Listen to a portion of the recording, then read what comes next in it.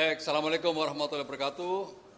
Selamat sore dan salam sejahtera untuk kita sekalian. Alhamdulillah pada hari ini kita telah memulai proses belajar sekolah staf presiden dan dari peserta yang mendaftar itu 66.239, yang diterima itu 35 orang. Satu kursi di sini direbutkan oleh 1.886 orang. Teman-teman sekalian, kita menempatkan kriteria-kriteria untuk mereka. Ya, yang pertama, mereka yang lolos adalah anak-anak yang terbaik dari berbagai daerah, karena sekarang ini seluruh Indonesia. Berikutnya juga bersekolah di berbagai mancanegara. Ada dari Taiwan, dari Tokyo, dan dari Belanda. Mereka lolos bukan saja karena pintar, namun mereka juga memiliki rekam jejak kepemimpinan dan semangat kontribusi melalui berbagai kegiatan sosial. Selanjutnya, proses seleksinya, mungkin banyak yang bertanya, gimana sih proses seleksinya segitu banyak orang? Seleksinya melalui isai dan wawancara.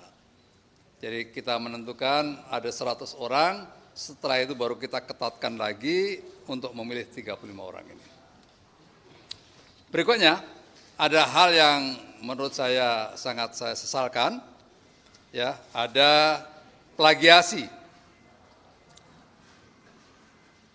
Dalam proses seleksi kami menemukan tingginya tingkat plagiasi dalam isai yang dikirim oleh para peserta. Plagiasi ini bisa sampai 50-80%. Ini menurut saya adalah sangat mengkhawatirkan. Plagiasi ini dilakukan melalui artificial intelligence dengan ChatGPT, ya, sehingga melalui copy paste itu bisa semuanya disusun dengan mudah. Pesan moral saya yang ingin saya sampaikan adalah jangan menjadi generasi copy paste, karena ini akan membahayakan ke depan.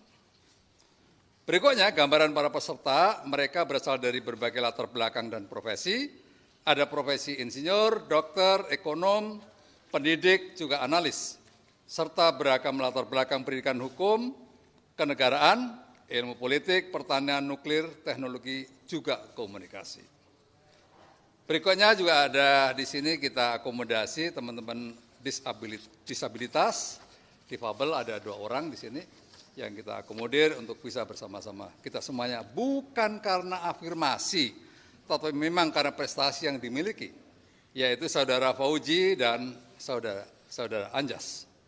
Berikutnya di sini juga mengakomodir dari berbagai lingkungan government, ada dari IPDN, ada juga peserta dari APDN itu namanya Revandi. Kita ini juga berharap setelah mereka mengikuti kegiatan di sini, nanti bisa mendistribusikan kepada teman-temannya yang ada di APDN atau IPDN yang saat ini sedang belajar. Sehingga mereka paham bagaimana sebuah polisi kebijakan publik itu digarap di sini. Berikutnya teman-teman sekalian, tujuan dari SSP adalah yang pertama memperlengkapi generasi muda, calon pemimpin bangsa untuk memahami kompleksitas di dalam mengelola negara ini. Itu yang pertama, ya, dengan dia berada di sini, mereka paham begitu kompleksnya negara ini menghadapi persoalan. Berikutnya yang kedua adalah membangun semangat berkontribusi bagi pembangunan bangsa dan negara. Generasi muda banyak yang pintar, kritis, dan punya semangat kontribusi. Tetapi menjadi pemimpin bangsa, mereka perlu memahami kompleksitas mengelola negara agar mereka bisa menciptakan solusi dari berbagai persoalan yang dihadapi. Berikutnya cara pembelajarannya, metode kelas dan magang di seluruh kantor kepala staf presiden. Ada pertanyaan kritis, apakah tidak mengganggu pekerjaan? Saya nyatakan tidak sama sekali, karena mereka nempel di kedeputian mengikuti seperti para deputi bekerja dalam keseharian.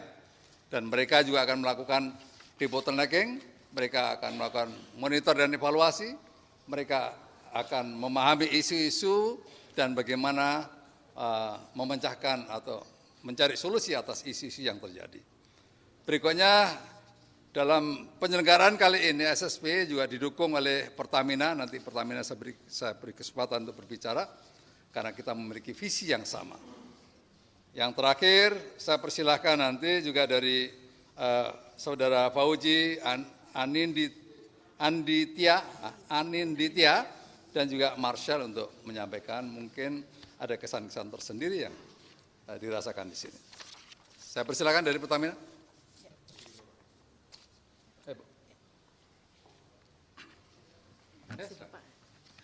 Ya, terima kasih yang terhormat Bapak Kepala Staf Kepresidenan RI, seluruh deputi dan juga peserta serta rekan-rekan media. Mewakili Direktur Utama Pertamina, saya mengucapkan selamat datang dan juga selamat bergabung untuk 35 peserta terpilih dalam program Sekolah Staf Presiden Angkatan Kedua yang diselenggarakan oleh Kantor Staf Presiden RI berkolaborasi dengan Pertamina. Tentunya kami dari Pertamina menyambut baik dan juga bangga kepada para peserta yang berasal dari seluruh penjuru Indonesia yang sangat istimewa. Tadi sudah disampaikan oleh Bapak Kepala Staf Kepresidenan bahwa terdapat 66.000 kandidat yang bersama-sama dengan 35 peserta ini yang turut berjuang sehingga akhirnya terpilih dan menjadi bagian dari program ini. Sejalan dengan tujuan Sekolah Staf Presiden untuk menjadi program inkubator kepemimpinan nasional bagi para calon negarawan masa depan, Pertamina dengan semangat Energizing You berkomitmen untuk menyediakan energi di setiap lini kehidupan, memberikan energi ke setiap orang untuk bergerak maju dan mencapai kehidupan yang lebih baik, salah satunya dalam mendukung program SSP Batch 2 ini. Dan ini merupakan tidak terlepas juga dari peran Pertamina sebagai BUMN energi yang menjadi salah satu lokomotif perekonomian di Indonesia, di mana Pertamina bersinergi dengan KSP berkoordinasi bersama dalam melaksanakan program strategis dari Presiden Republik Indonesia, khususnya dalam bidang ketahanan energi nasional, energi berkeadilan, dan juga transisi energi. Jelas bahwa tantangan yang dihadapi dalam bidang energi tersebut tidak hanya berdampak bagi Pertamina, namun juga menjadi bagian dari isu negara secara keseluruhan. Untuk itu, Pertamina berharap melalui kolaborasi KSP dan juga Pertamina, program Sekolah Staf Presiden Angkatan Kedua, para peserta yang terpilih dapat mengikuti pendidikan dengan sebaik mungkin dan tentunya apa yang diharapkan nantinya menjadi bekal bagi para peserta. Generasi muda Indonesia yang siap untuk menjawab tantangan ke depan serta memberikan kontribusi terbaiknya untuk masa depan Indonesia yang lebih baik. Demikian dari Pertamina, terima kasih. Ya, terima kasih Bu. Selanjutnya dari Oji, terus teman-teman. Ya, silakan. Ya. Singkat-singkat ya. Izin Pak Kepala Staf. Selamat siang semuanya. Perkenalkan, nama saya Nur Fauzi Ramadan. Saya merupakan mahasiswa Fakultas Hukum UI. Saya berasal dari Jakarta dan saya seorang disabilitas netra. Saya merasa sangat bahagia sekali karena bisa menjadi salah satu dari 35 orang perwakilan dari seluruh Indonesia yang berkesempatan untuk belajar menimba ilmu dan menimba pengalaman di Sekolah Staf Presiden batch kedua ini. Sejatinya, sebagaimana yang telah disampaikan oleh Bapak Kepala Staf, izin Pak, bahwasannya sama seperti teman-teman yang lainnya, saya mengikuti seleksi seperti teman-teman yang lainnya. Saya sangat berbahagia dan bersyukur dari 66.000 sekian pendaftar saya menjadi salah satunya, dan saya bisa belajar bagaimana mengelola isu, lalu bagaimana mengkoordinasikan pemerintahan antar kementerian dan lembaga melalui kerja-kerja strategis. Begitu pula yang sebagaimana telah disampaikan oleh Bapak Presiden Joko Widodo bahwasannya penyandang disabilitas merupakan salah satu subjek dari pembangunan, dan dari sinilah saya mampu mempelajari berbagai isu-isu yang ada, dan saya juga walaupun sebagai penyandang disabilitas bisa untuk ikut serta untuk belajar dan kelak semoga bisa menjadi bagian untuk membangun bangsa Indonesia. Oke. Terima kasih Pak. Terima kasih. Baik, terima kasih atas kesempatannya. Assalamualaikum warahmatullahi wabarakatuh. Shalom, Om Swastiastu, Nama Budaya, dan salam kebajikan. Selamat sore rekan-rekan media dan teman-teman semua. Perkenalkan, nama saya Anindita Arsa, dipanggil Anin. Saya dari Fakultas Hukum, sama seperti Fauji, Fakultas Hukum Universitas Indonesia. Dan saya mewakili daerah asal Provinsi Jawa Barat. Nah, dalam kesempatan sebagai penerima peserta dari SSP sendiri, saya sangat-sangat bersyukur dan berbahagia. Terima kasih atas kesempatannya kepada para tim seleksi dan juga Pak Muldoko yang ikut untuk hadir dalam penentuan 35 kandidat terbaik, dan terima kasih telah memilih saya menjadi salah satunya. Harapan saya dalam program ini adalah tentunya dapat meningkatkan skill kepemimpinan, belajar knowledge advokasinya langsung, dan juga mengelola berbagai isu strategis. Sebagaimana background saya sebelumnya adalah di pergerakan mahasiswa, di Badan Eksekutif Mahasiswa, dan saat ini saya juga dengan SSP belajar langsung bagaimana menuangkan ide dalam sebuah kebijakan. Harapannya adalah ke depannya saya bisa berkontribusi dan lebih dapat menyebarluaskan kebermanfaatan untuk Indonesia yang lebih baik. Terima kasih. Marcel?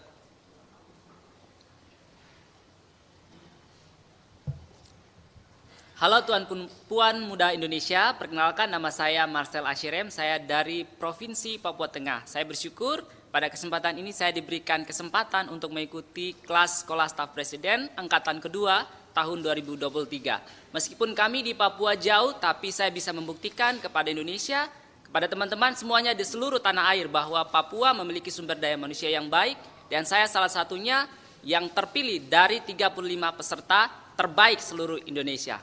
Dan saya bermimpi ketika saya lulus dari Sekolah Staf Presiden ini, saya akan kembali untuk membangun komunikasi yang baik dengan seluruh anak muda Papua untuk menjaga kesatuan NKRI di tanah Papua. Terima kasih.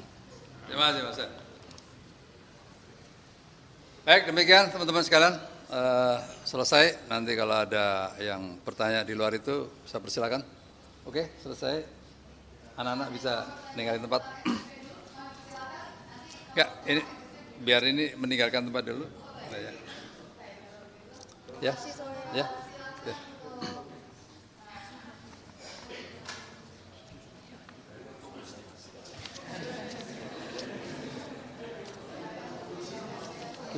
Tinggalan berapa? Tinggalan ini urusan KSP. Oh, siap. Ya. Ini.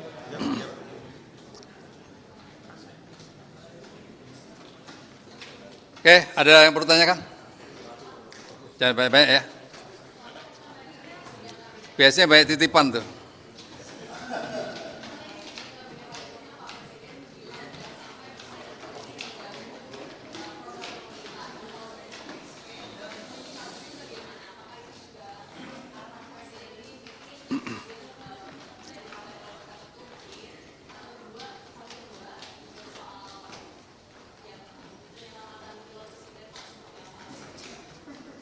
Ya,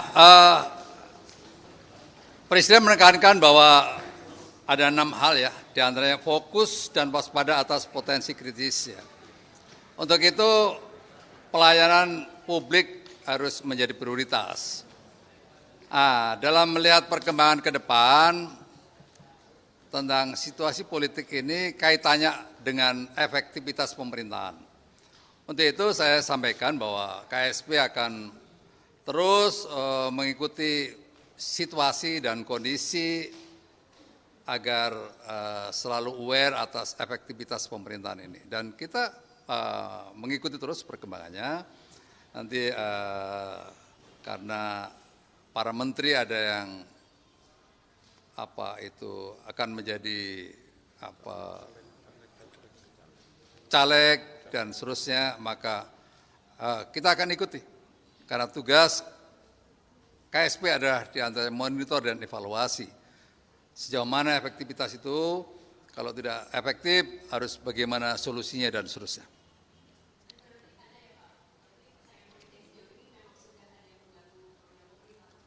Oh bukan, belum ada yang mengganggu. Ya, Presiden hanya mengingatkan, memberikan penekanan bahwa dalam situasi apapun, bahwa tugas-tugas untuk pelayanan publik menjadi prioritas bagi siapapun. Itu bukan berarti selama ini tidak, bukan. Tapi itu sebuah penekanan yang clear dari Presiden.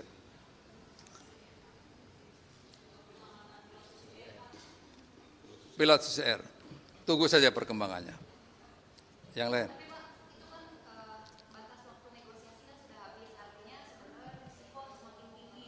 Ya. Oh tidak, ada pendekatan-pendekatan diplomasi, soft pendekatan, soft approach-nya, ada hard approach-nya. Ya, masing-masing sudah tahu bagaimana melaksanakan perannya. Kepolisian melaksanakan peran seperti apa, TNI melaksanakan peran seperti apa, Kementerian Luar Negeri melaksanakan peran seperti apa. Ada, ya. Jalur-jalur itu telah ditempuh. Tuh. Tapi sekali lagi bahwa ada sebuah permintaan dari pemerintah New Zealand supaya dalam penyelesaiannya itu bisa berjalan dengan baik dan tidak menimbulkan korban. Tuh. Ya. Jadi kita juga akan melihat dinamika lapangannya. Kalau tentara nanti ngawur memunculkan korban kan repot juga, kan begitu. Harus dikalkulasi dengan sebaik-baiknya. Tidak boleh ada tindakan-tindakan yang gegabah. Itu. Hah? Soft approach-nya. Ya, soft approach berbagai jalur komunikasi politik dan seterusnya. Masing-masing punya peran untuk itu. Ya.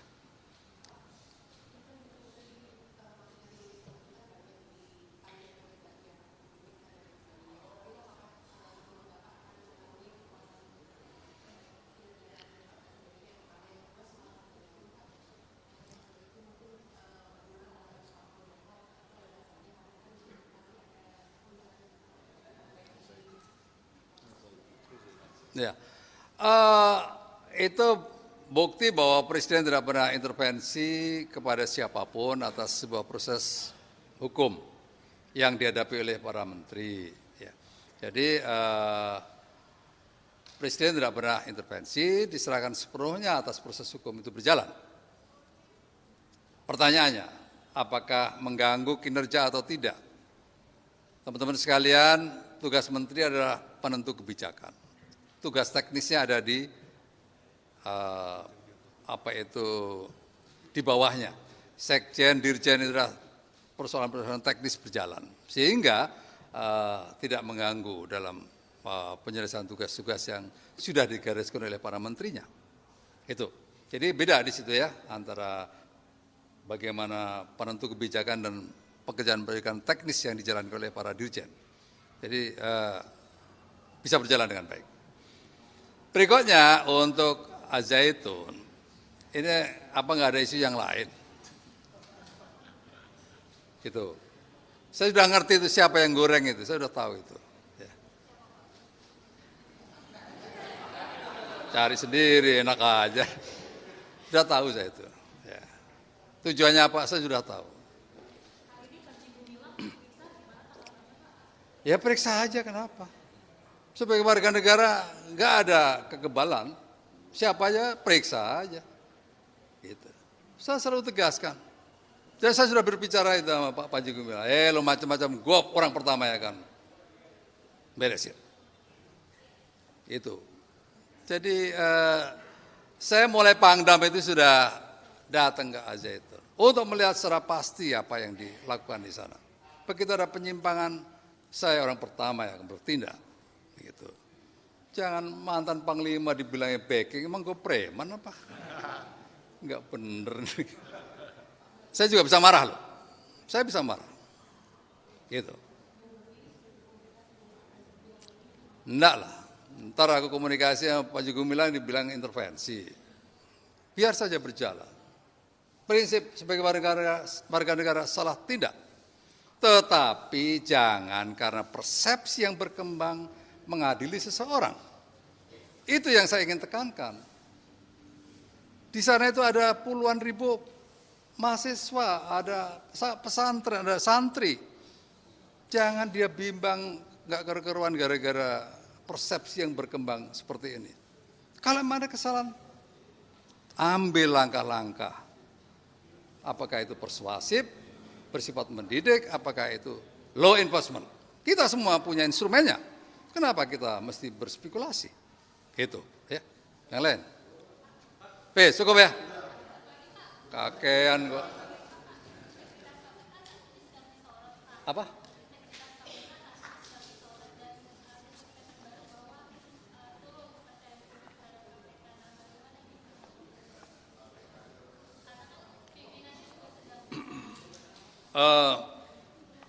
Dalam kaitannya dengan KPK, KSP memiliki relasi, ya, yaitu dalam Stranas PK, Strategi Nasional Pencegahan Korupsi. Itu batasannya di situ. Masing-masing kita punya koridor bergerak dan secara terkoordinasi kita menjalankan sesuai dengan tahapan-tahapan itu.